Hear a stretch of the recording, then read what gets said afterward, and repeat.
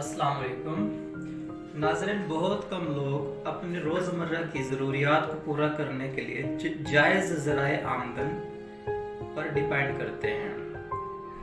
Otherwise देखा यह जाता है कि जैसे ही हालात के शिकंजे में आते हैं, मजबूर हो जाते हैं, तो वो नाजायज़ ज़राए आमदन की तरफ चले जाते हैं।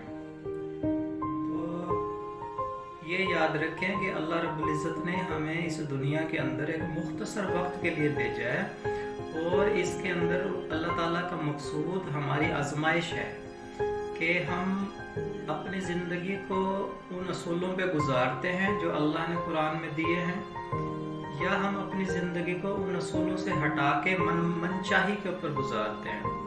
अल्लाह का मकसद है कि हम रब चाही इख्तियार करें और मन चाही से परहेज करें।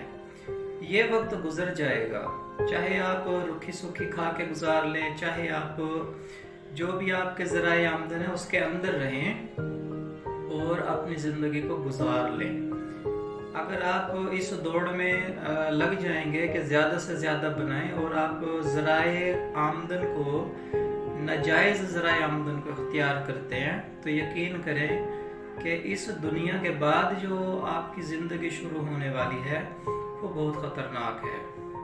तो उस ज़िंदगी का दारोमदार हमारी इस ज़िंदगी के अमाल के ऊपर है।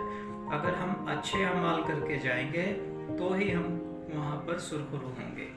उम्मीद है बात समझ आ गई होगी। आप जैसे भी हालात हों अपना वक्त गुजारें और नाजायज़ ज़राए आमदन से इज्तनाब करें। अल्लाह हाफ़िज़।